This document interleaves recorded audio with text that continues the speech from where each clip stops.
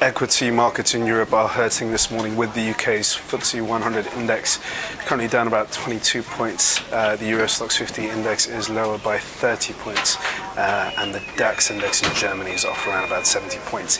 US stock futures are trading flat at the moment, and elsewhere in the commodity space, gold is selling off down about $4. Bonds are a little higher this morning, recovering after losing some ground in the previous session. Both UK and German gilts are trading a little higher as we are witnessing a risk-off mood across the financial space. Now, when it comes to other asset classes such as peripheral bond yields, Spanish and Italian and Portuguese bond yields are a little wider across the board. Really, it's the US 10-year Treasury yield which is worrying the market, up around about 2.83%. That's the highest level in over 2 years. In the FX space, the dollar is gaining against its rivals. Other currencies are really not in favor at the moment, particularly emerging market currencies. And when it comes to oil prices, they are also a little bit weaker, so something investors are watching at the moment.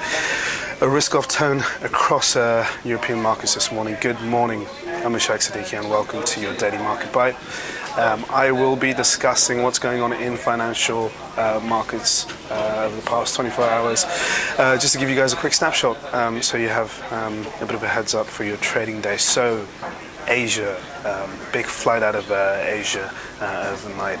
Asia is a emerging market space, and economies in Asia are experiencing a bit of a slowdown, most notably India and China. Now, on top of that, we also have expectations that the Federal Reserve will unwind stimulus measures, start the initiation in September.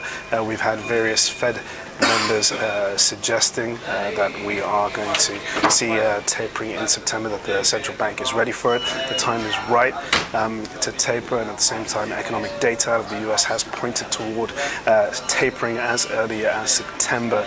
Now, with only 2 weeks to go, so before the September policy meeting, investors are reweighting their portfolios just to get ahead of the Fed, so they don't get caught on the bad side of any sort of tapering activity. That means that emerging markets are not in favor by the market at the moment. That's the biggest reason behind that, is that the emerging market space, Asia most notably, has been a big beneficiary of easy Fed cash over the years. But now that we are going to see this reduction of liquidity in the global market space, investors are more they're seeing their asset portfolios in a way where they would rather pin it to a US recovery.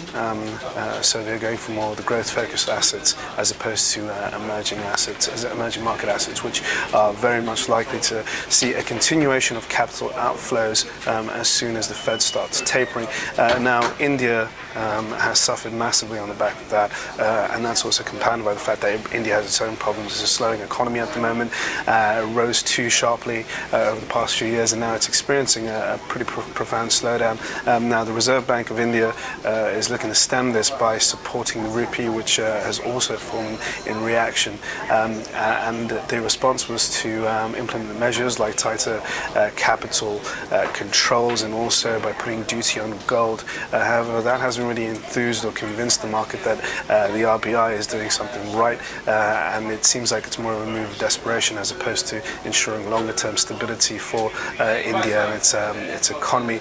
That's the same case for, a similar case for Indonesia, where we saw data suggesting that current account deficit widened more than anticipated. That also tarnished the investment outlook for Indonesia, and we saw the Jakarta composite market falling of about 4% this morning. So, second day of losses for Indonesian market. The rupiah currency in Indonesia also suffered on the back of that massively.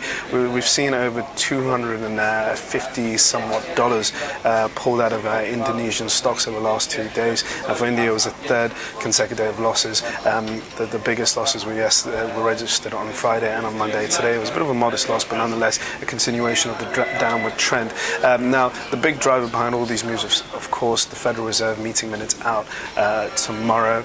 These are the meeting minutes for the July meeting, and investors are coming to the view that we are going to see Fed members now in unison, coming closer together and having a closer kind of conviction towards tapering in September. So unity on the FOMC is really going to be something that the market is looking out for. That's what we want to see. If there is some sort of unity between Fed members that we are going to see tapering as early as September, the investors will react in a very risk-off tone and continue dumping assets that they feel are not going to be reflective of a US growth economic profile, as opposed to assets that may not be.